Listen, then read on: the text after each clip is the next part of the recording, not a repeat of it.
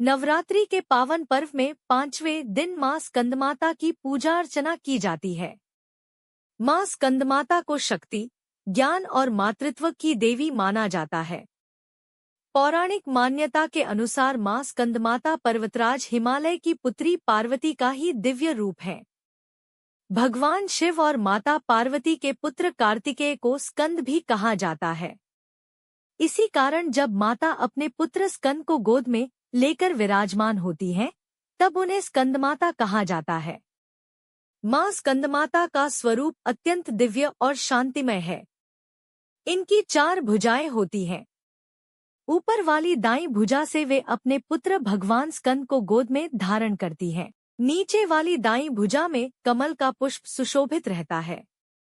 बाईं ओर की ऊपर वाली भुजा वरमुद्रा में होती है, जिससे वे अपने भक्तों को आशीर्वाद प्रदान करती हैं। और नीचे वाली बाईं भुजा में भी कमल का पुष्प होता है। माँ का वर्ण अत्यंत उज्ज्वल और शुभ्र बताया गया है।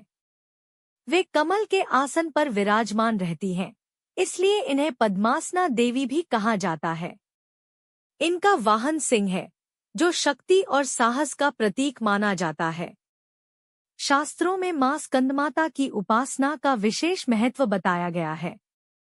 कहा जाता है कि जो भी भक्त सच्चे मन से माँ की आराधना करता है, उसकी सभी मनोकामनाएं पूर्ण होती हैं। माँ स्कंदमाता की कृपा से मूढ़ भी ज्ञानी बन सकता है।